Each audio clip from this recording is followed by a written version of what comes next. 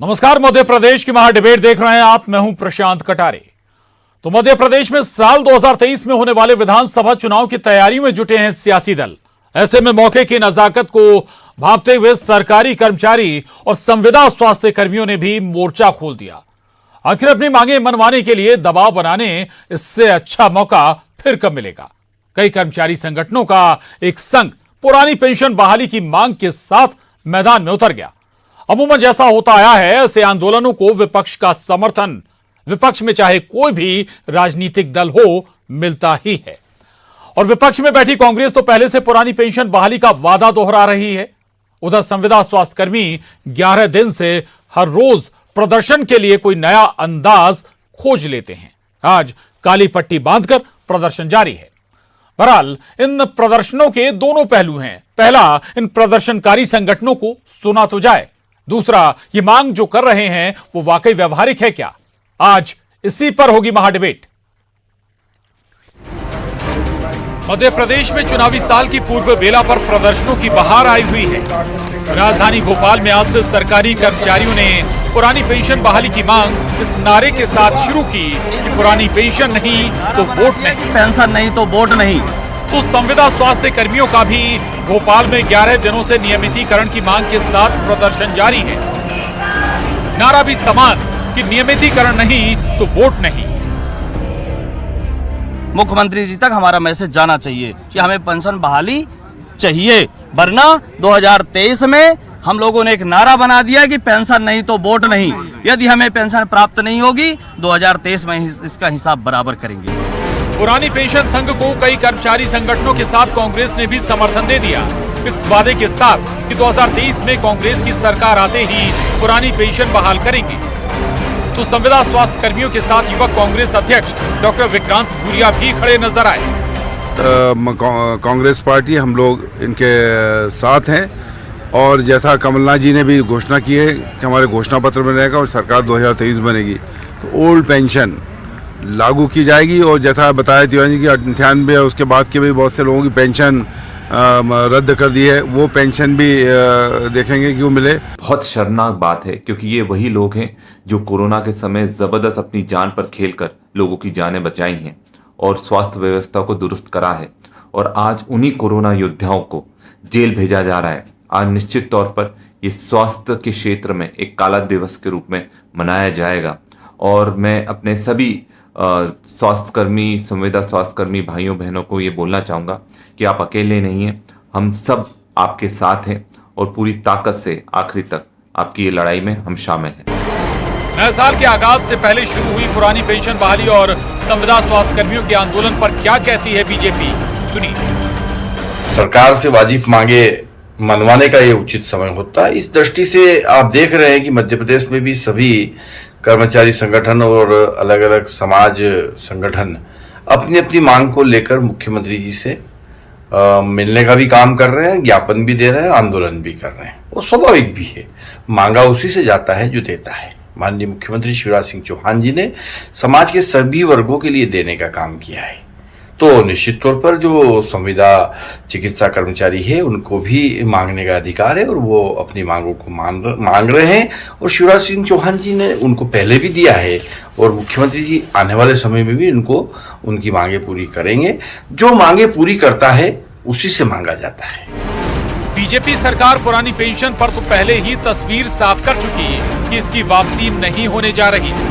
हालांकि संविदा स्वास्थ्य कर्मियों को जरूर मांगों पर आश्वासन मिला है, बावजूद वो पीछे हटने तैयार नहीं है। बहरहाल इन आंदोलनों से सियासी पारा तब और बढ़ गया जब कांग्रेस इन प्रदर्शनकारियों के साथ जा खड़ी हुई।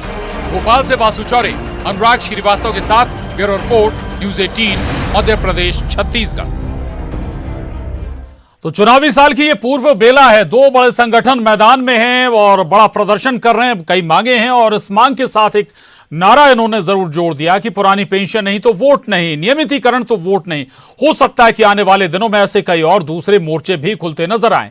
दरअसल एक लिहाज से ये स्ट्रेटजी भी होती है, जब चुनावी साल में आप सरकार पर दबाव बना सकते हैं, प्रेशर बना सकते हैं, अपनी मांगों को मनवाने की कोशिश होती है संगठनों की, लेकिन कितनी वाजिब है मांगे और क्या वाकई में इन पर संज्ञान नहीं लिया गया सरकार के? इन तमाम पहलुओं पर हम चर्चा करेंगे। 4 खास मेहमान हमारे साथ जुड़ रहे हैं इस चर्चा में। राम डांगोरे साहब हैं, विधायक बीजेपी, बहुत स्वागत है राम डांगोरे साहब आपका।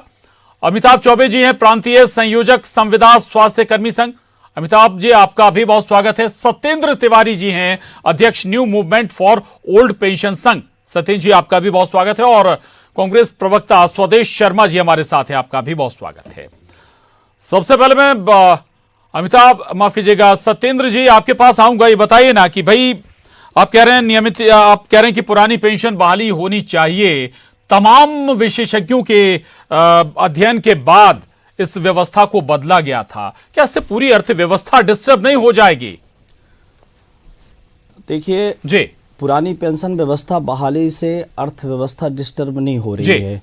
हमको थोड़ा पुराने इतिहास में जाना पड़ेगा। जो पेंशन का सिस्टम था जी, तो पेंशन अधिनियम 1972 में कर्मचारियों के लिए ये प्रावधान किया गया था कि कर्मचारी रिटायरमेंट के समय, जब कर्मचारी सेवानिवृत्त होता था, उस समय उसकी लास्ट सैलरी, जो अंतिम वेतन प्राप्त करता था जी, उसके वेतन का 50% राशि उसको उसके जीवन के बुढ़ापे के कल्याण हेतु, उसको जीविकोपार्जन हेतु 50% राशि एक निश्चित गारंटी के साथ दी जाती थी, ताकि उसका बुढ़ापा गुजर सके आसानी से।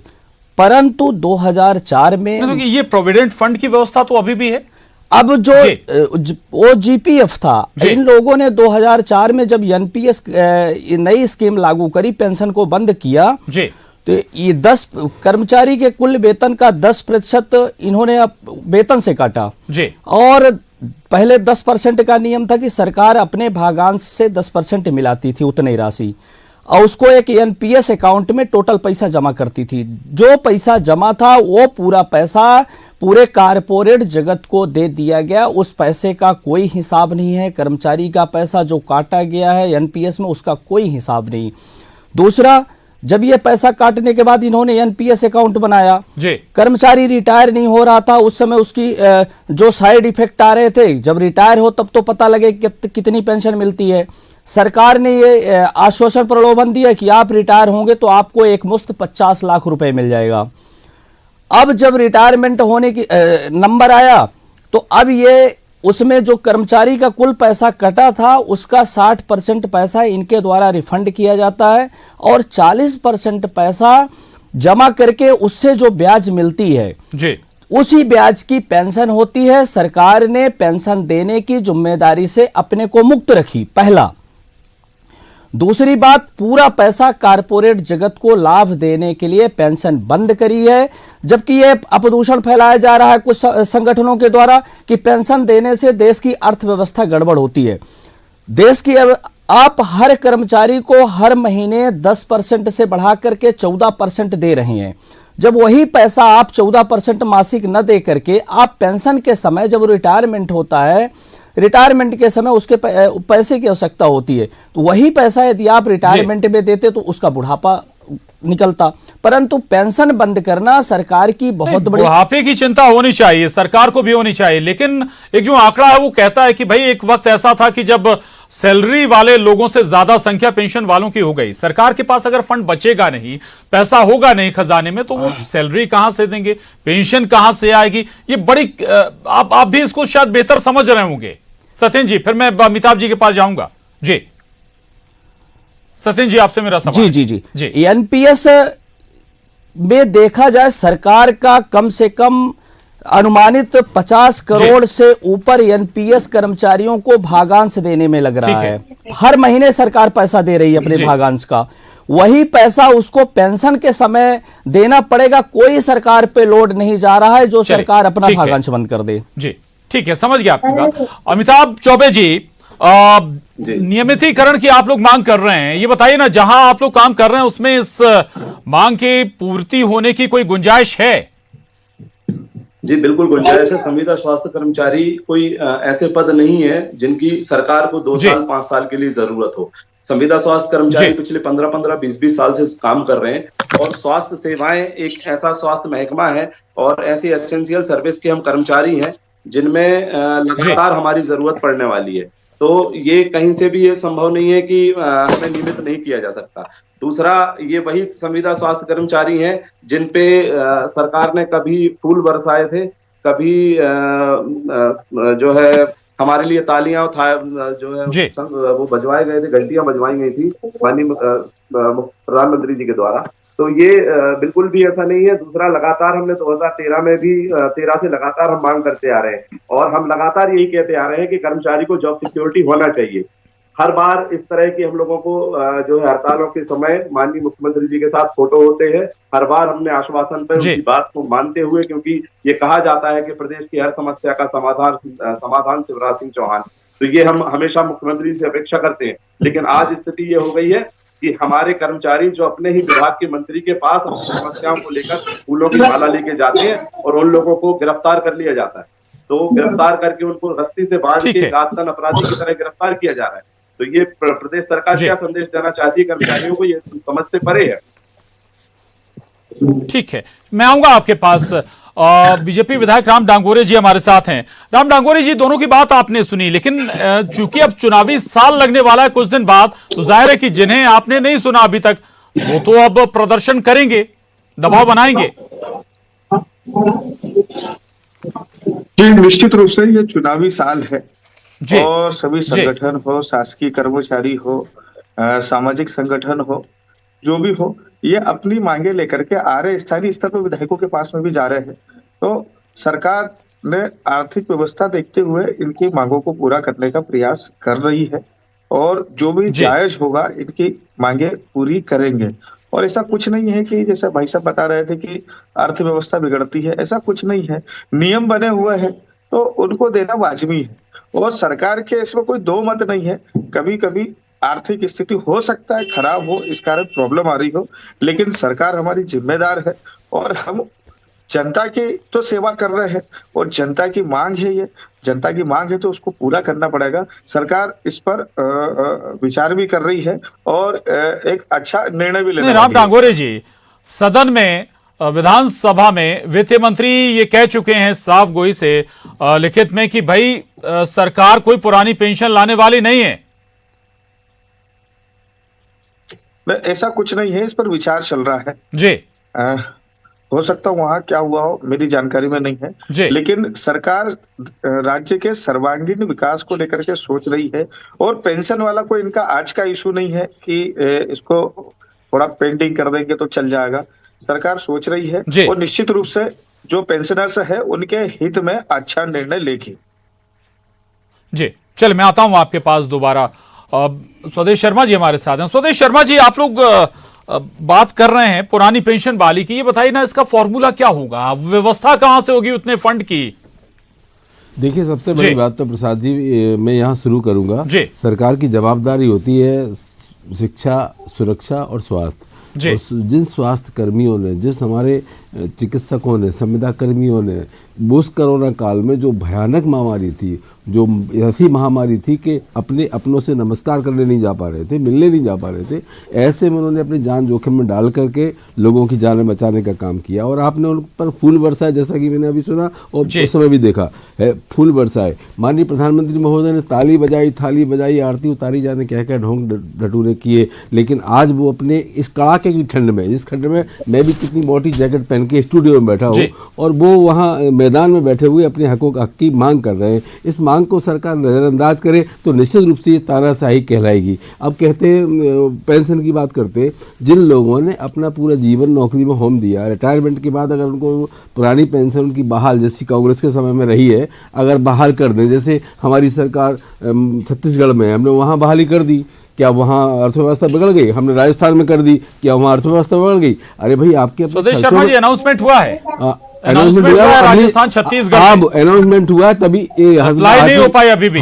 हर चीज स्टेप बाय स्टेप ही होती है। अनाउंसमेंट के बाद कुछ समय होता है, कुछ प्रोसेस होती है और वो पूरी होती है। कुल मिलाकर के ये सरकार बिल्कुल अगर चाहे, इनकी इच्छा शक्ति मजबूत हो, दृढ़ इच्छा शक्ति मजबूत हो, तो अपने खर्चों में कटौती करें। हम देख रहे हैं विज्ञापनों में करोड़ों रुपए खर्च होते हैं, अरबों रुपए इन्होंने अपने इवेंट पर खर्च कर दिए। अच्छा, आपको एक छोटी सी बात बीच में बता दूं, अपनी बात जारी रखिएगा। संविदा वाला फॉर्मूला दिग्विजय सरकार के कार्यकाल में ही आया था ना, आपको भी याद होगा। देखिए 2004 से परेशानी के दौर से गुजर रहा है और 2003 में कांग्रेस की सरकार चली गई थी, वो भारती जी मुख्यमंत्री बन गई थी। अब अगर दिग्विजय सिंह जी की बात करो तो इस पे अमिताभ जी भी रोशनी डालेंगे जी, आप बात रखिए जी। 2003 में माननीय तत्कालीन मुख्यमंत्री दिग्विजय सिंह जी ने वो कार्य किया था जो आज तक की इनकी भाजपा की सरकार कभी नहीं कर सकती। वो कार्य किया था कि 15 साल आप लोगों को सरकार में आने का इंतजार करना। उन्होंने वो कार्य किया था जो आज तक नहीं कर पाए, मतलब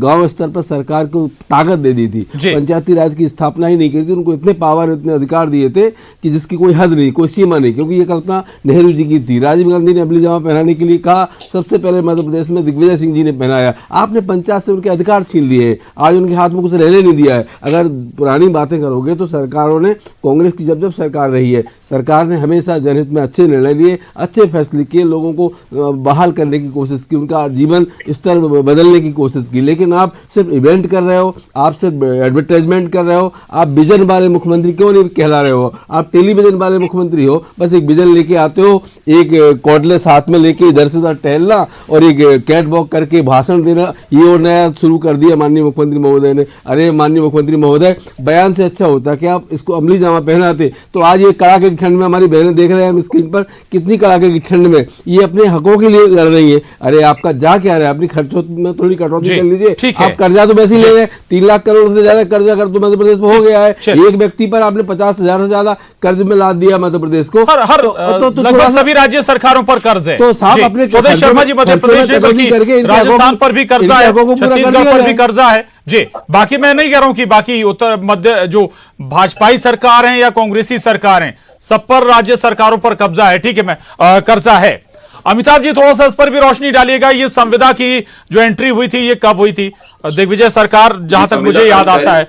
दूसरा जी संविदा कर्मचारी 1997 से मध्य प्रदेश में पदार्पण हुआ है और ये लगातार, मैं किसी सरकार या किसी राजनीतिक दल पर आपत्ति नहीं करूंगा, लेकिन हमें हर एक दल ने छला है, हर एक दल ने हमारे साथ धोखा किया है, चाहे 17 साल की ये सरकार हो, चाहे 17 महीने की बीच में आई हुई विपक्ष की सरकार हो, या उसके पूर्व जो 2003 के पूर्व जो सरकारें चलती रही। तो लगातार संविदा कर्मचारी आज भी 10 से 12 हजार रुपए के अल्प वेतन में, इस महंगाई के दौर में जहां जीवन यापन करना असंभव है, उस स्थिति में जीवन काट रहा है। और मैं बता रहा हूं कि मध्य प्रदेश में जितनी बदहाल स्थिति संविदा स्वास्थ्य कर्मचारियों की है, देश में किसी राज्य में ऐसी नहीं है। ये बड़ा ही चिंतनीय विषय है। सत्येंद्र तिवारी जी के पास जाऊंगा। अमिताभ जी मैं आ रहा हूं आपके पास। सत्येंद्र तिवारी जी, पेंशन, पुरानी पेंशन बहाली का जिक्र आप कर रहे हैं, फंड का भी जिक्र हो रहा है। दरअसल जो फंड सरकार के पास बचता है, अमूमन ये कांग्रेस बीजेपी सरकार का मसला नहीं है, जो फंड है खजाने में वो सड़कों पर इस्तेमाल होता है, विकास कार्यों पर इस्तेमाल होता है। अगर उस लिहाज से समझिएगा कि सारा पेंशन और वेतन में खर्च कर दिया जाए तो फिर क्या व्यवस्था पर उसका असर नहीं पड़ेगा, सड़कों पर असर नहीं पड़ेगा? औद्योगिक संस्थान जो आप शुरू करते हैं, शिक्षा में जो पैसा सरकार लगाती है, वो कहां से आएगा? देखिए जी, कर्मचारी 30 वर्ष 40 वर्ष तक सेवाएं सरकार की देता है। सरकार की योजनाओं को जन जन तक क्रियान्वयन करने का काम कर्मचारी ही करता है जी। कर्मचारी जब बुढ़ापे, जब नौकरी, जब उसका जीवन समाप्त होने की ओर आता हो, पूरी जवानी भर सरकार के काम करने के बाद अब घर जाता है नौकरी सेवानिवृत्त होने के बाद, उस समय उसके जीविकोपार्जन का सहारा शासन ही होती है। शासन का ये दायित्व तो बनता है, पूर्व समय से भी चला आ रहा है, पहले भी सरकारें थी, ये पेंशन का अंग्रेजों के जमाने से भी पेंशन का प्रावधान था, इसके बाद देश के आज़ादी के बाद भी पेंशन का प्रावधान था। पेंशन कोई वेतन नहीं है, पेंशन सिर्फ सामाजिक सुरक्षा का दायित्व है कि हमने जिसकी सेवा ली है उसको, उसके बुढ़ापे में उसका सुरक्षा का दायित्व, जिम्मेदारी सरकार की होती। हम ये नहीं कहते कि सरकार पे लोड पेंशन से जा रहा है, सरकार पे तो बहुत सारे लोड जा रहे हैं। क्या कर्मचारी के पेंशन से यदि सरकार को लोड जा रहा है तो एक दिन का विधायक माननीय विधायक बनने के बाद, 2 बार दूसरे निर्वाचन के बाद, 3 बार निर्वाचन के बाद विधायक, जबकि विधायक जनप्रतिनिधि राजनेता शब्द नेताओं पे आता है।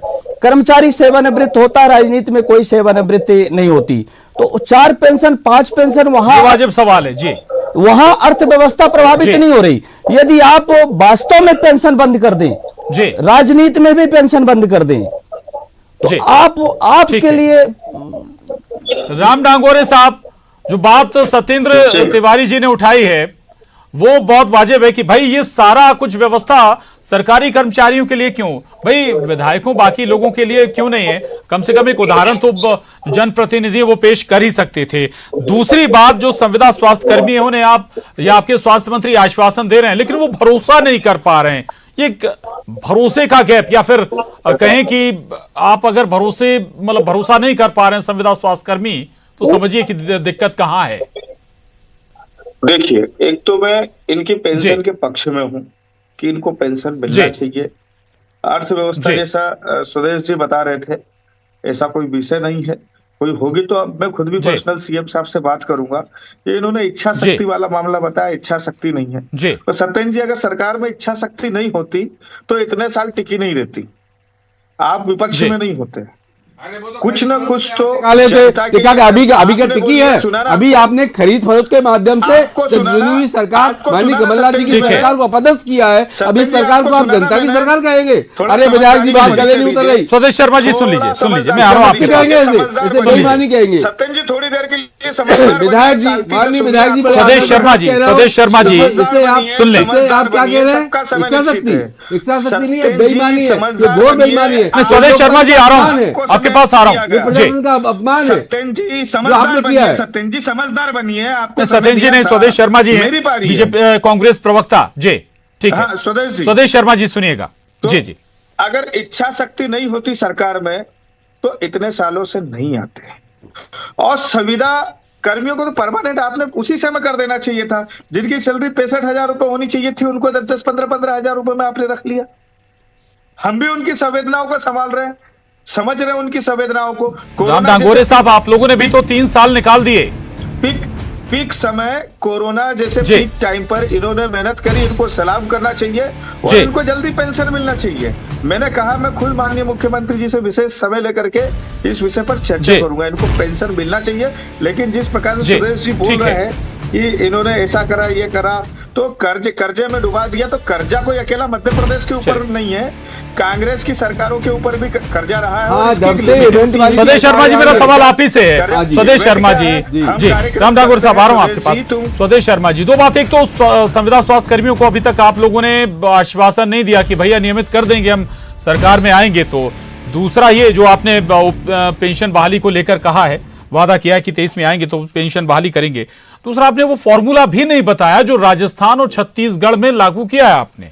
देखिए, फार्मूला बताना, ब्लूप्रिंट तैयार होता है। माननीय कमलनाथ जी विजन वाले नेता है और उनका जो विजन है, जो इनका ब्लूप्रिंट है, वो ऐसा है, अद्वितीय है, अविस्मरणीय है उनका। अगर वो जब मुख्यमंत्री बनेंगे 2023 में, जब आप देख लेना कि वो इनकी समस्या का समाधान करेंगे, संविदा कर्मियों का, और पुरानी पेंशन की बहाली करेंगे, और मध्य प्रदेश को आला दर्जे पर पहुंचाने के लिए, बेरोजगारी की दर को कम करने के लिए माननीय कमलनाथ जी जो प्रयास करेंगे वो जनता के सामने होगा। इन्होंने चलती वरना आज तक स्थिति ये होती कि मध्य प्रदेश रियल में समृद्ध मध्य प्रदेश साबित हो जाता। चलिए, माफी चाहूंगा, वक्त अब इजाजत नहीं देता चर्चा को और आगे बढ़ाएं, लेकिन देखना होगा कि चुनावी साल और क्या सूरत बनती है प्रदर्शनों की।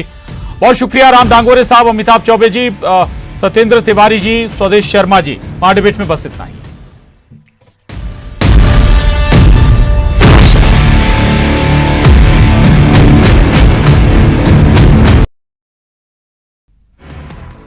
आज छत्तीसगढ़ के दौरे पर आएंगे कांग्रेस